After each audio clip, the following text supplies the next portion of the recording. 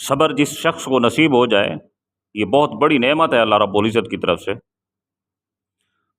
صبر جمیل کی بدولت روز قیامت اللہ رب العزت بندہ مومن کو، صبر کرنے والے کو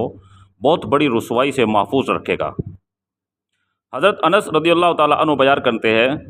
کہ نبی کریم صلی اللہ علیہ وآلہ وسلم نے ارشاد فرمایا کہ اللہ فرماتا ہے کہ میں کسی بندے کو بدن، مال یا اولاد میں کوئی مصیبت بھیجتا ہوں، پھر وہ بندہ اس پر صبر جمیل کرتا ہے تو میں قیامت کے دن اس کے لیے میزان قائم کرنے یا اس کا نامہ اعمال کھولنے سے حیا کرتا ہوں۔ اور اسی طرح جس شخص کو اللہ رب العزت بدن میں مصیبت دیتا ہے، کوئی بیماری ہوتی ہے، یا کوئی شخص اس دنیا کے اندر نابینا ہوتا ہے، جس کی آنکھیں نہیں ہوتی، دکھائی نہیں دیتا، وہ ہر ٹھوکر پہ گرتا ہے اور ہر در پہ جاتا ہے اور پھر صبر جمیل کرتا ہے، تو روز قیامت اللہ رب العزت نے اس کے لیے جس انعام کا ذکر کیا ہے وہ انعام بہت بڑا ہے۔ حضرت انس رضی اللہ تعالیٰ عنہ سے روایت ہے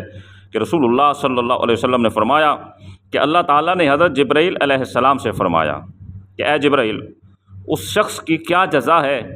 جس کی میں بینائی سلب کر لوں اور وہ اس پر صبر کرے؟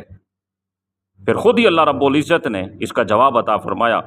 اللہ نے فرمایا کہ اس کی جزا میرے گھر میں ہمیشہ رہنا ہے اور ہمیشہ میرا دیدار کرتے رہنا ہے۔